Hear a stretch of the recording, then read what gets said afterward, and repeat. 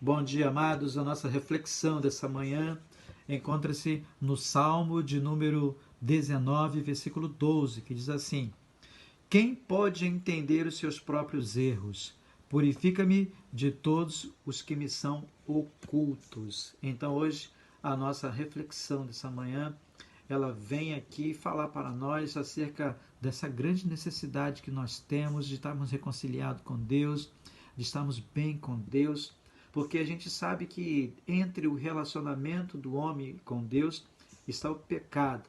E esse pecado ele precisa ser perdoado para que o estabelecimento dessa comunhão se dê de forma perfeita. E para que a gente peça perdão, para que a gente entenda isso, nós precisamos reconhecidamente sabermos que nós erramos e que nós pecamos. E é exatamente essa pergunta que o salmista faz aqui. Quem pode entender os seus próprios erros? Quem pode reconhecer que é pecador? Quem pode dizer que errou, que falhou? Essa é uma condição muito difícil entre o ser humano. A gente vê Adão e Eva, por exemplo, quando eles pecaram, quando eles desobedeceram a Deus, eles não confessaram imediatamente os seus pecados. Eles procuraram, em primeiro lugar, atribuir responsabilidade para outras pessoas e até mesmo para o próprio Deus. Porque o ser humano tem muita dificuldade em poder entender que pecou, que falhou. Caim, quando matou Abel, Deus também procurou a Caim para conversar com ele, para perguntar a ele que onde está o seu irmão, porque o sangue dele clama por mim.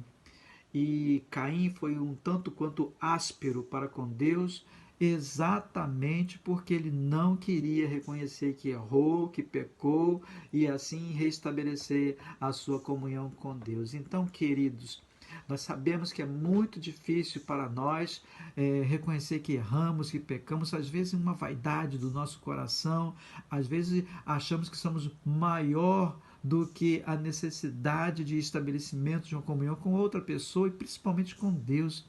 E às vezes a gente fica de mal com as pessoas e pasmem. Tem muitas pessoas que às vezes ficam de mal com o próprio Deus porque não querem reconhecer que erraram e atribuem culpa de alguma coisa não está dando certo na sua vida a Deus. Então, o salmista, ele com um coração bastante contrito, depois de ter rasgado vários elogios à pessoa de Deus, à lei do Senhor, o mandamento de Deus, a bondade de Deus, o amor de Deus, ele estava completamente quebrantado diante de Deus. E ele pôde dizer: Senhor, quem pode entender, não naquele pensamento de uma dificuldade intelectual ou espiritual do homem de entender, mas ele estava colocando ali uma condição de que ele estava procurando entender, mas se porventura ele não conseguisse entender perfeitamente o tamanho dos seus erros, as consequências que eles poderiam trazerem para a sua vida, ele estava dizendo assim, que o Senhor possa estar me perdoando também por isso.